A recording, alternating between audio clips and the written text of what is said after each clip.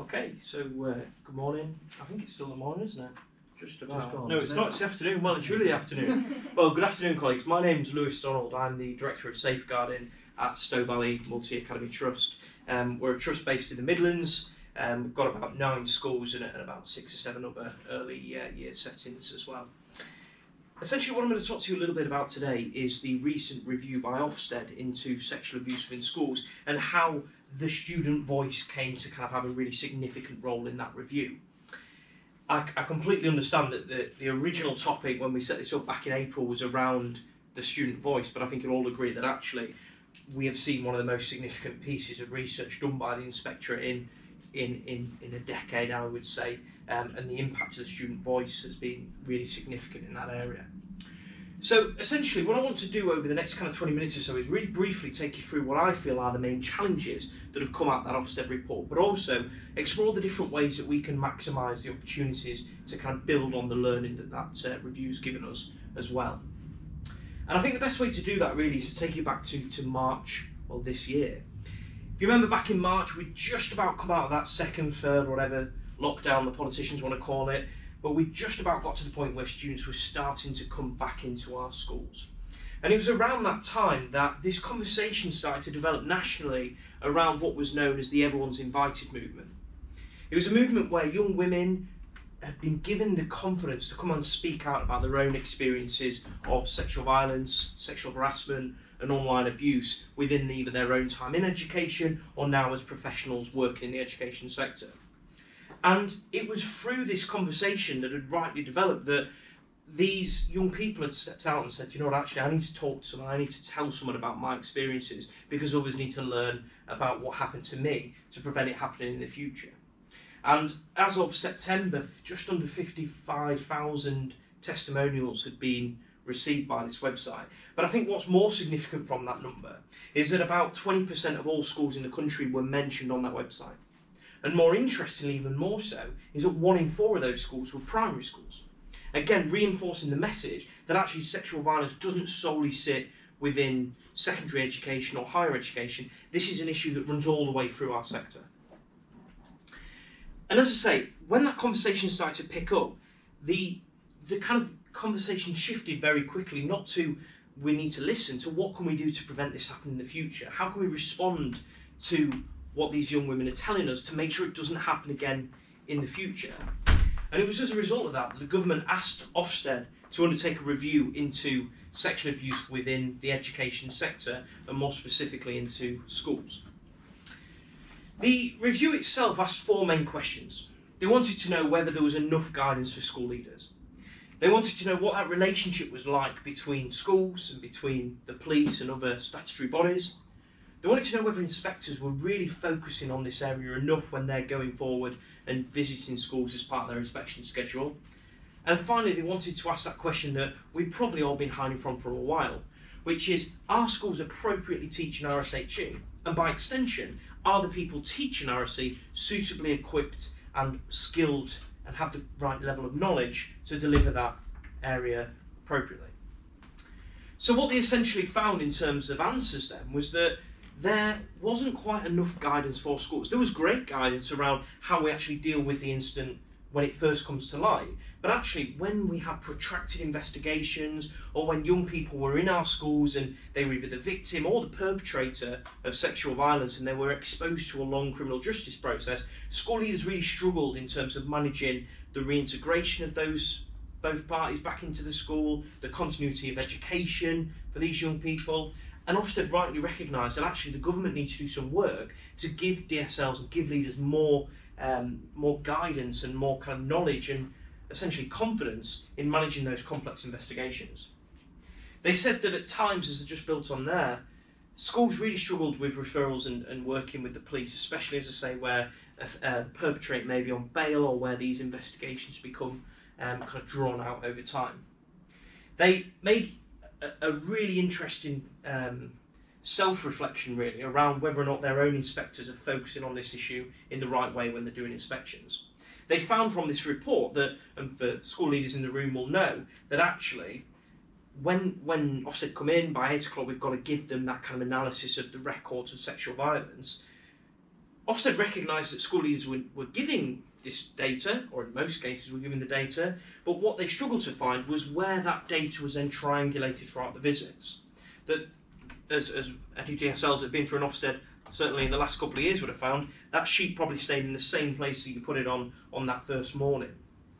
And then finally, they put in writing what we've known all along. The CPD for teachers that aren't specialists in delivering RSE needs to be better. We need to upskill our teachers, especially those who we know aren't specialists in RSHE, to give them the skills and the confidence to be able to deliver an effective curriculum in that area. The report also raised a range of kind of significant statements, and they found those statements by visiting around 32 schools. We had, and I genuinely mean the privilege of having the inspectorate visit one of our schools in our trust as part of this work, and it was really insightful to see what they picked out and actually how, frankly, little we knew about what was actually going on with both our young girls and our young boys within our schools. They spoke to a range of stakeholders, they spoke to multi-agency partners, to parents, they reviewed the literature available to school leaders. But then finally as well, and most importantly for me, they really deep dived into the testimonials that had gone on that Everyone's Invited website to actually give a real kind of emphasis on understanding those experiences and lived experiences. So what were some of the key kind of statements that I picked out from this then? It's worse than most adults thought. And when we talk about it being worse than most adults thought, it goes into this next bit that actually it's worse because it's happening so frequently, and this sexual violence, online sexual abuse and harassment is so common that it's been normalised, not just by our young people, but by society as a whole. A lot of the young people that spoke to inspectors said that they regularly receive explicit images. In some cases, the young boys that were spoken to and the young girls both commented on the fact that actually they didn't necessarily feel the issue sat with sharing the image with one another. The issue came about when that image was shared on someone else. So when we start to think about that, what can we do to shift that whole kind of mindset around that issue? Because at the moment our young people only think it's a problem when it's shared to someone else. We need to really shift that backwards, and that's where our RSHE curriculum comes into it. This for me was something that really stood out. The idea, and actually if we think about it, and it's scary when we think about it because we can recognise this in our own school corridors. Boys call it banter, calling a girl a slag, calling each other gay. They see it as banter. Girls are seeing it as, recognising it as sexual comment, seeing it as objectification. There's this real difference in the perceptions of boys and girls when it comes to what we now know as corridor culture. The data supports what we probably already knew. Girls, the dark blue column, they're more likely to experience sexual violence, harassment and online abuse. But what was notable was that boys weren't completely immune from this harm as well. They themselves were speaking out about actually, they themselves were receiving sexualised imagery. Not necessarily through with an intention of forming some sort of sexual relationship, but on the flip side, using it as sexual harassment to bully, to intimidate, to almost build that sense of fear and harassment in itself. So what happened as a result then? We know that the new Ofsted framework focuses so much more heavily on sexual violence. There's a new paragraph in Keeping Children Safe that reminds staff, not just school leaders, every adult that works in our schools, that they've got a responsibility to victims and survivors of sexual violence to take them seriously. How basic is that message? We've had 2 Ofsted inspections so far this academic year, and for school leaders in the room, I will tell you as a fact, forget anything you've ever done with a safeguarding meeting before. That old safeguarding meeting takes 5 minutes. They are spending 55 minutes exploring what are you doing as a school to accept the fact that this is happening in your school buildings. Whether you know it, whether you have the data to support it, it's happening, and what are you doing to address it? So what are we doing to address it in our trust then? We've taken a real kind of free kind of tier approach to it. A trust level approach, school level approach, and a pupil level approach. But that all started by having a bit of honest reflection and thinking about what both the challenges and the opportunities were of this report. We know that incidents of sexual violence, and alas really complex incidents of sexual violence, will occur in our schools. There will be girls in our schools that are being sexually abused, that are being sexually assaulted. And we need to recognise that, because if we shy away from that, we're in no position to respond when it does come about. We've said that actually one of the challenges is the confidence of the DSL. The confidence not just to manage these complex investigations or to manage these complex safeguard issues, but also to give them the skills and knowledge to be able to feel, as I say, confident that they can provide adequate support to that young person when they do come forward and say something's happened to me. Unconscious denial, it doesn't happen here. It's more of an issue in our primary schools, if I'm completely honest, because head teachers at times will say, no, we've got nothing to support that's happening. It is, the report tells us it's happening. Young people are telling us that it's happening to them in schools, on the buses, in the cinema, in their online spaces. It is happening. And then the final challenge is what we don't know. If you think back to the whole reason we had this report, is because we didn't know the true extent of the picture. So actually, we've got to recognise as an organisation that one of the big challenges is what we don't know. And it's through that we start to develop our opportunities. More student focus groups, and not just student focus groups for the sake of saying we're doing one, but ones where we are actually engaging young people, we're listening to what their lived experiences are, and we're using what they're telling us to inform a policy that actually has an impact in their school lives and in their broader context. The opportunities to provide more bespoke CPD for our RSHE teachers and staff.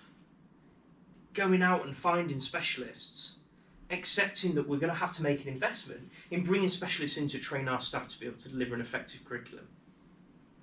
And then the final one, I don't know why this didn't show it, I apologise. Just imagine this is all here, everything I'm saying is here in bullet points. The final one is communication. What can we do as an organisation to really share that message? We know that culture starts at the top and it starts with messaging. If we are talking about it at a trust level, if school leaders are talking about it at a school level, it becomes what everyone talks about. And that's the whole issue about this report. People weren't talking about it. People weren't accepting it was happening, or people were developing this sense of unconscious denial to think, do you know what, actually, until something comes about, let's just pretend it's not happening. But it is happening. This was the key line in the report, and I think actually you'd have probably heard this since the report, which is that even without specific information, we should act on the assumption that sexual harassment and online sexual abuse are a problem in our schools, in our communities. Oh, there we go. Knew it was there. So what are we doing then? At a trust level strategy, in terms of our trust level strategy, we are capturing sexual violence, sexual harassment in our audits. It is a delicate area to explore, but we need to explore it because we need to understand the prevalence of sexual violence within our schools. We're reviewing our CPD programme. We're not just giving staff the most basic level of CPD, but we're actually using our data to inform our CPD curriculum about where we need to put the training in. What do DSLs really need? Not to tick a box to give them a certificate, but to give them the actual skills and confidence to be able to manage those concerns when they come about. Having a clear, transparent development plan that we're sharing with leaders, we're sharing with parents, but we're also sharing with young people to let them tell us what we need to do better. Not just assuming we know, because the message throughout all of this is we didn't know. And then finally, working more closely with our multi-agency partners. Working with the local authority, working with social workers, reaching out to the local social care manager to say, you've got 6 schools in the area, we're working in 1, what are you seeing as the key theme? Contextual safeguarding is all about utilising those multi-agency partners to target the context that harm's occurring in, as opposed to just addressing an incident when it comes about. School level delivery, again, looking at the data, and looking at the data through an honest lens, not looking at it through the lens of GCSEs, let's see how good we can make our data look. We need to look at it honestly and say, where are the issues? Are the issues with our Year 9 girls, or are our issues actually all the way back with our Year 7 boys? Where does it start? Do we really understand that picture? And is that data live? In your senior leadership team meetings, are you talking about this data enough? A question of reflection is, when was the last time you did mention the words sexual violence, sexual harassment and online sexual abuse within a senior leadership team meeting? Key ones, speaking to pupils, understanding. If you think back to your first phone, we've got here a fancy smartphone that's smashed to bits, but it's a fancy smartphone. If you think back to your first phone, think how much things have changed, and think how quickly that changes. Our understanding of young people's lived experiences is significantly different to what they are actually living today. And if we don't speak to young people, we won't understand it. Routine record keeping and analysis of sexual harassment, sexual violence. Supervision should be in keeping children safe in far greater detail than it is. It should be in the Ofsted framework in far greater detail than it is, because this proves that if we have effective supervision and we have a culture of supervision within our schools, our head teachers, our DSLs can speak to one another about what's happening, about the cases that our DSLs are dealing with, and being honest enough to say, actually, this is so much bigger than we thought it is, instead of saying, let's just see if we can keep this as one little incident. And then finally, parent workshops, actually reaching out to parents and engaging them, being transparent about what you are doing, giving parents the skills to recognise online harm in the home. We know through COVID that young people have got so much more access to devices in a way they haven't before. So what are we doing to give our parents the skills so that we can safeguard beyond the school gate? And then finally, pupils. We're using a tool called the Student Voice, which is a relatively new one. I'm not here to promote it, I'm not going to promote it, but it's a lovely tool where essentially it's rag rating the school. It gives the pupils a chance to go into an interactive map and say where they feel more safe and where they feel less safe around the school site. However you do that, whether that's in an app or on a piece of paper, that's what Ofsted are asking of you now.